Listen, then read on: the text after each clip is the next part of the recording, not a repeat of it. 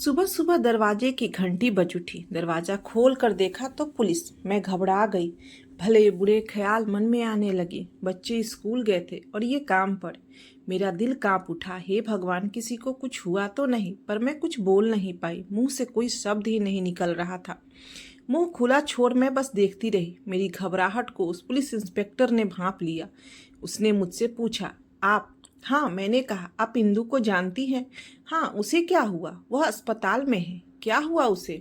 उसने खुद को जला लिया है। अस्पताल में है। अंतिम घड़ियां गिन रही है और बार बार आप ही का नाम ले रही है। इसलिए अगर आप आ जाती तो अच्छा होता। आप बैठिए, मैं अभी आई। नहीं, मैं नहीं, अंदर नहीं आऊँगा। यही बाहर जीप में ठीक हूँ। आप अगर जरा जल्दी आ जाएं तो बेहतर होगा, उसने कहा और जूतों की खर खर आवाज़ करते हुए बाहर चला गया। मेरी तो जैसे सांसें ही रुक गई। इंदु ने खुद को जलाया या किसी और ने उसे जला डाला? मैंने जल्दी जल्दी साड़ी लपेट ली और हाथ में चाबी लेकर बाहर आ गई। हमारे दरवाजे पर पुलिस को देखकर सब लोगों के दरवाजे फटाफट खुल गए थे। अंदर से आंखें संदेह से देख रही थी। मैंने अपनी पड़ोसन से कहा, मेरी सहेली इंदु, वही जो हमारे यहाँ आती है, उसे उसके घर वालों ने जला दिया है। वह मुझे बहुत याद कर रही है और यही बताने के लिए पुलिस आई है। स्कूल से बच्चे आए तो उन्हें होटल से कुछ खाने के लिए लाकर दे दीजिएगा। उनका जरा ख्याल रखना तथा घर का दरवाज़ा खुलवा देने के बाद चाबी अपने पास ही रख लेना। ये घर आए तो उन्हें बता देना कि यह सब हो गया है। इससे शंका के बादल छट गए। उनकी जगह करुणा ने ले ली। पैसे नहीं चाहिए। तुम्हारे बच्चों को मैं संभाल लूंगी। उनकी चिंता तुम बिल्कुल मत करना। अब जल्दी जाओ। मैं जाकर जीप में बैठ गई। उस स्थिति में भी मेरे पीछे बिल्डिंग की औरतें के बीच मचलने वाली खलबली पर मुझे मन ही मन हंसी आ गई। इंदु ने खुद को जला लिया या उसे जलाया गया है? मैंने इंस्पेक्टर से पूछा। उसने बयान दिया है कि वह स्टोव जला रही थी। आंचल में आग पकड़ ली और वह जल गई। कितनी जल गई है? आज की रात काट पाएगी भी या नहीं, वह कह नहीं सकता। इंस्पेक्टर चिंतित होकर बोल रहा था। मैंने आश्चर्य से उसकी ओर देखा। वह एकदम गुस्सा होकर बोल रहा था, मानो उसी का कोई करीबी जल गया था। मैं खास आपको लेने आया हूँ क्योंकि वह आपको बहुत याद कर रही है। इसका मतलब है आपसे उसका दिल का रिश्ता है। हो सकता है आपकी बात सुनकर वह हमें सच्चाई बता दे, और अगर ऐसा होता है तो हम उसकी सास और पति को अच्छा सबक सिखा सकते हैं। मैंने कहा, आप जैसे इंसानियत से भरे अन्याय होने पर आग बबूला हो उठने वाले पुलिस अधिकारी अगर रहें तो इस तरह का हादसा कभी नहीं हो सकता है ना? उसने कहा। वह चुपचाप रहा। इंदु मेरे बचपन की सहेली, गोरी सी, गोल मटोल सी, लंबे पर पतले बाल, उसके देखते ही नजर भर भर जाती थी। उसकी बड़ी बड़ी आंखें एकदम भयभीत। हम उसे डरपोक खरगोश बुलाते थे। एक था खरगोश, ऐसा डरपोक पत्ता भी गिरे तो डरे। उसके इस तरह डरपोक होने के पीछे कारण था। इंदु का जन्म हुआ और प्रसूता अवस्था में ही माँ चल बसी। यह बच गई। पिता ने दूसरी शादी कर ली और इंदु मामा के घर में ही रह गई। पहले नानी के घर, फिर मामा के ताने सुनते सुनते बड़ी हो गई। सभी से डरते डरते दिन बिता रही थी। कोई ऊंची आवाज में बात करता तो एकदम डर जाती। कोई उस पर गुस्सा होता तो एकदम ढीली पड़ जाती। कभी कभी उसका मजाक उड़ाने के लिए हम उसे एकटक देखते रहते। वह एकदम नर्वस हो जाती। बिल्कुल सीधी सादी लड़की थी वह, जरा सी बातों पर आंखों में पानी लाने वाली। शायद दाई ने उसकी आंखों को सेका ही नहीं था। मैट्रिक के बाद वह घर में ही रही, सिलाई कढ़ाई का काम सीखा। फिर मामा जिस लड़के के साथ रिश्ता लाया था उसने उसी से शादी की। शादी के बाद मुंबई आ गई। मामा ने भी शायद यह बला दूर रहे तो ही अच्छा है, यह सोचते हुए जानबूझकर मुंबई का लड़का देखा होगा। पता नहीं, मैं कॉलेज में पढ़ रही थी लेकिन फिर भी हमारी दोस्ती वैसी ही थी। आषाढ़ पावली के लिए वह घर आई थी, पर वह बिल्कुल पहले जैसी ही थी। उसमें कोई परिवर्तन नहीं हुआ था।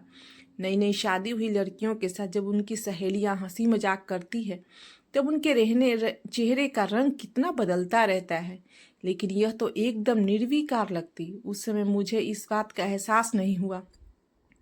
उसके बाद मैं अपनी कॉलेज की ज़िंदगी में इतनी व्यस्त हो गई कि अगले 3 सालों में वह एक बार भी मिलने नहीं आई। इस बात की ओर मेरा ध्यान नहीं गया। मेरी शादी तय हो गई। लड़का मुंबई का रहने वाला, यह पता चलते ही मन अपने आप मुंबई में रहने वाले रिश्तेदार और सहेलियों के बारे में सोचने लगा। तब ख्याल आया, अरे इंदु भी तो मुंबई में है। मुझे बहुत बड़ा सहारा महसूस हुआ। मुंबई जाने के बाद अपने पति को साथ लेकर मैं खास कर उसके घर गई। उसका घर अच्छा था। घर में उसकी सास थी, ननद की शादी हो गई थी।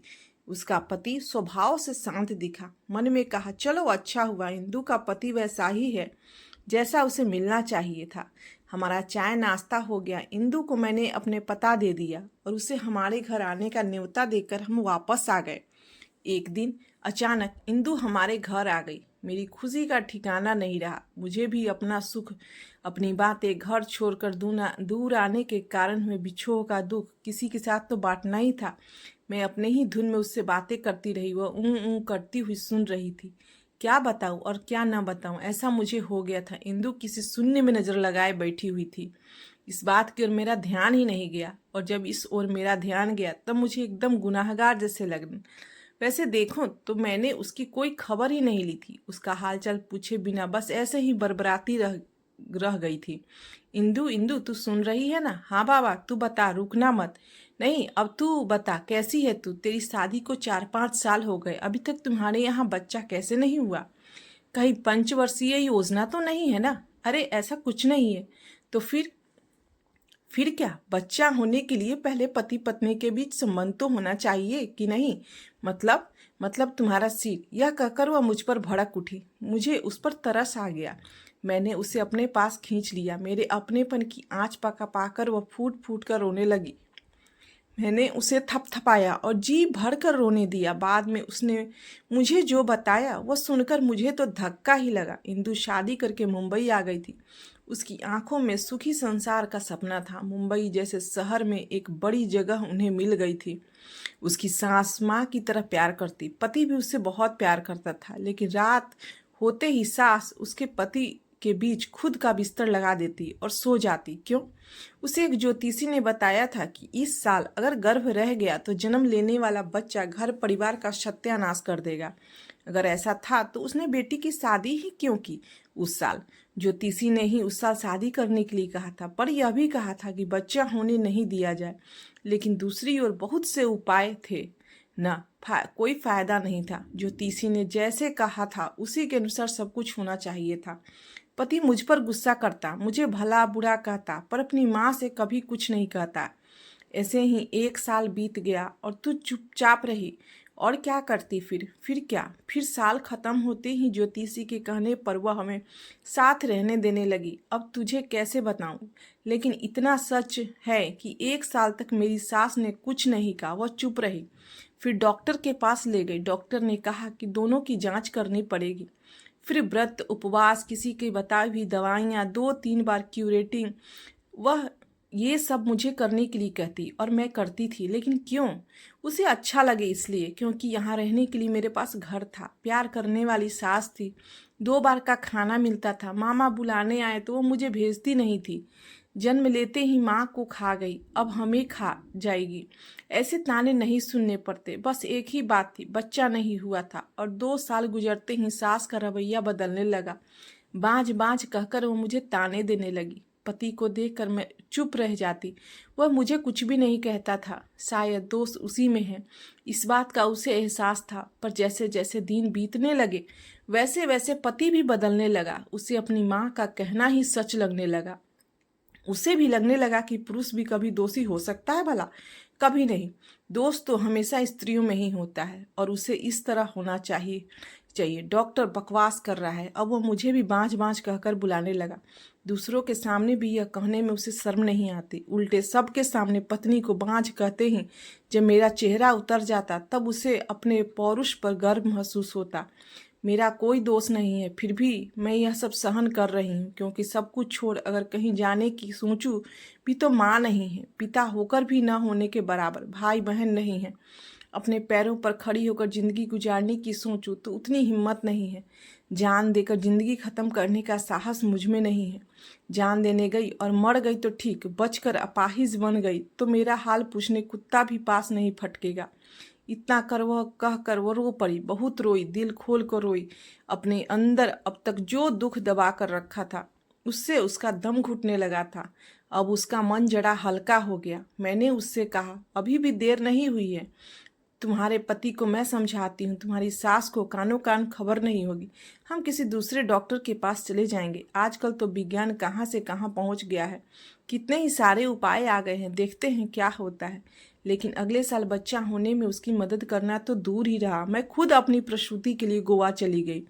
वह साल खाली चला गया। मुझे बेटी हुई और उसे लेकर मैं घर आ गई। इंदु को खबर होते ही वह आ गई। उसे बच्चों से बहुत प्यार था। मेरी बेटी को वही संभालती, उससे लाड़ प्यार करती। मेरी बेटी भी उसे अच्छी तरह पहचानती। मेरी दूसरी प्रसूति इंदु ने ही संभाली। यह कहूँ तो ज्यादती न होगी। वह सुबह अपने घर में काम निपटाती और फिर हमारे घर चली आती, शाम को वापस चली जाती।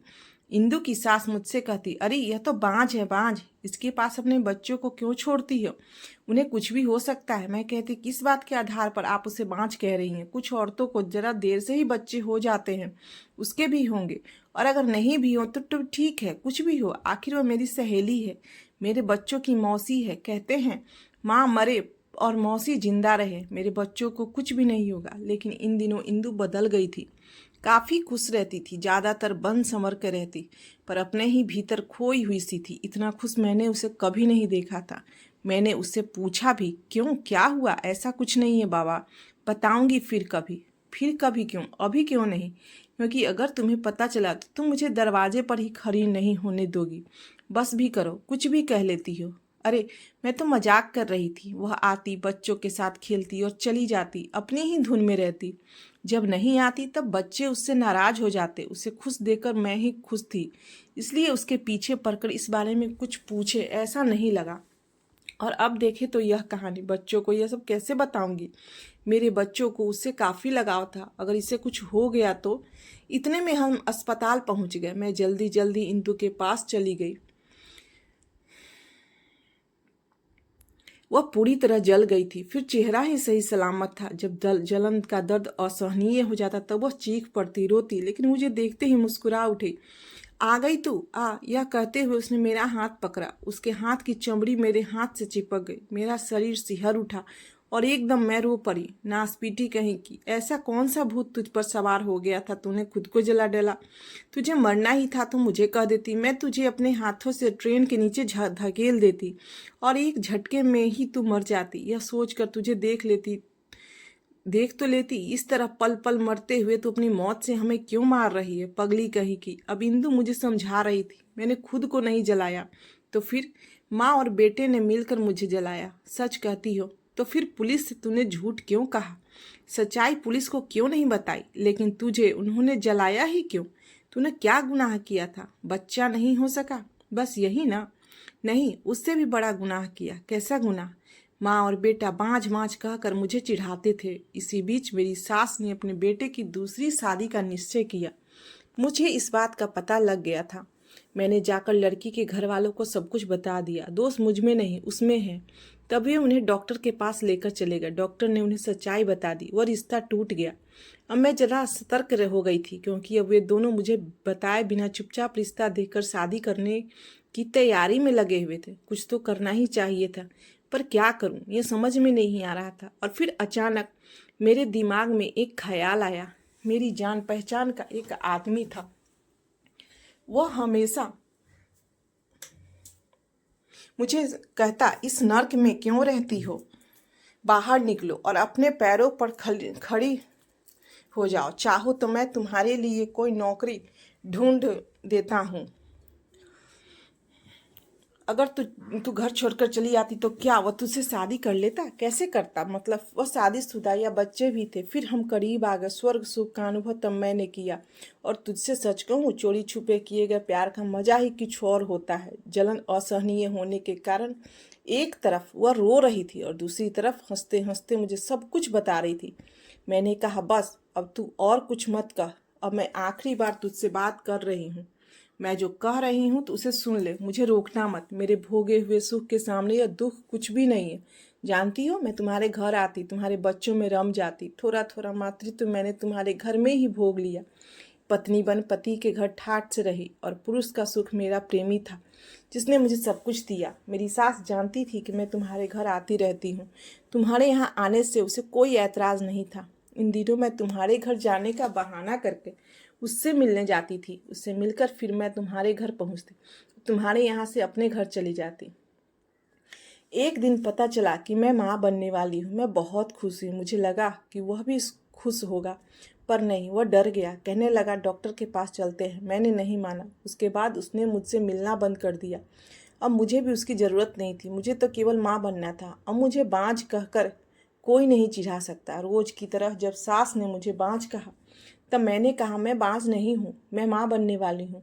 वो मुझे डॉक्टर के पास ले गया। डॉक्टर ने कहा यह सच है। उनकी समझ में नहीं आ रहा था क्या करें। वो मुझसे उस आदमी का नाम पूछने लगे, पर मैंने नहीं बताया। तब उन्हें गुस्सा आया और उन्होंने मुझ पर पेट्रोल डालकर मुझे जला दिया और फिर यहाँ लाकर फेंक दिया। तो फिर तू अभी पुलिस को जो सच है वह बता दे, उन्हें ऐसा सबक सिखाएंगे। नहीं रे, वे जमाने को धोखे में रह सकते हैं, पर खुद को कैसे धोखा देंगे। उन्होंने जमाने से कहा है कि स्टोव जलाते समय मैं जल गई, पर क्या वे जानते नहीं कि खुद उन्होंने ही मुझे जलाया है। उनका मन ही उन्हें कचोटता रहेगा। जानती हो, मैं बाँझ नहीं हूँ, मैं माँ बनने वाली थी। 3 महीने हुए थे मुझे।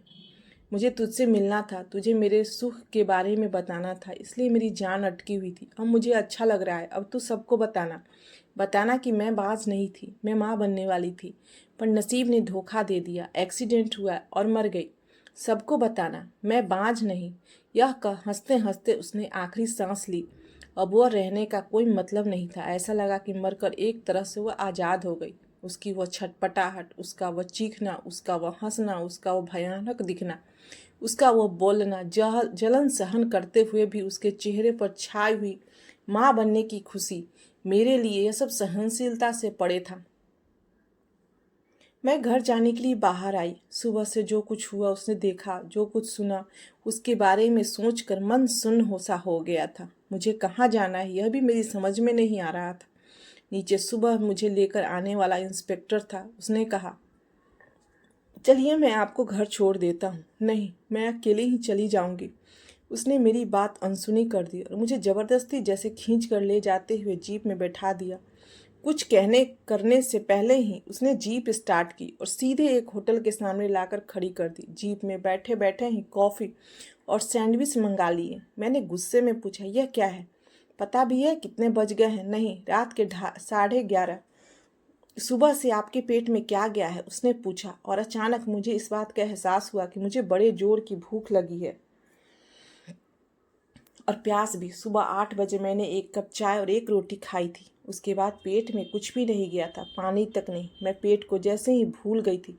उसने जो कॉफ़ी मंगाई वह मैंने पी ली और जब सैंडविच खा रही थी तब उसने जीप फिर से स्टार्ट की। मैं सोचने लगी, मैं भूखी प्यासी भूल गई थी कि बच्चों को भी भूल गई थी, पति को भी।